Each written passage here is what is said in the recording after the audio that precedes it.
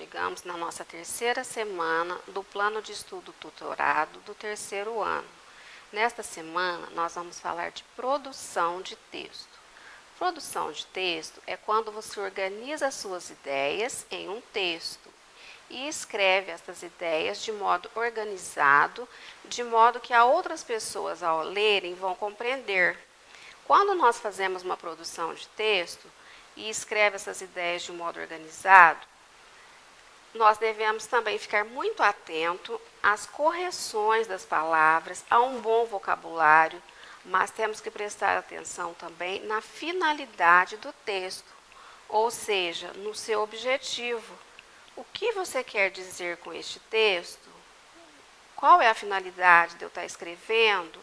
Então, eu tenho que prestar atenção no assunto deste texto. Então, você planeja o assunto e planeja também como que você vai desenvolver.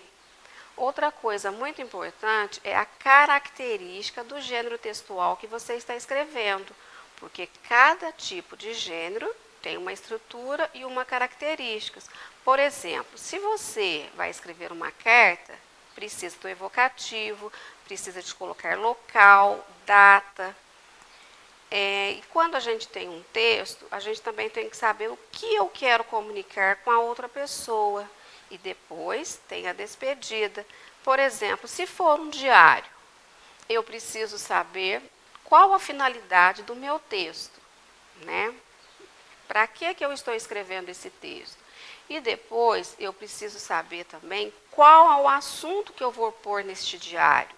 É o que está acontecendo comigo? O que está acontecendo comigo? Eu preciso de ter um assunto. E depois eu preciso das características do gênero textual. Se for um diário, ele precisa de ter uma data, ele precisa ter um vocativo, que é como que você vai chamar o objeto. Eu preciso ter um conteúdo pessoal. O que eu vou falar? E também o diário, eu preciso de uma linguagem, né? Ela pode ser informal, porque eu estou escrevendo, mas eu estou falando de mim mesmo. Então, é como se eu estivesse contando para mim mesmo. E depois tem uma despedida. Agora, vamos lá para as atividades. Na atividade 1, que tal escrever um diário? Você vai pensar em uma situação que tenha vivido recentemente e vai escrever sobre ela.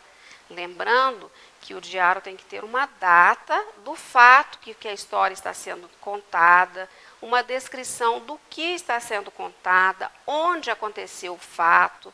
Então, você vai mostrar as características e usando sempre na primeira pessoa, que é do eu.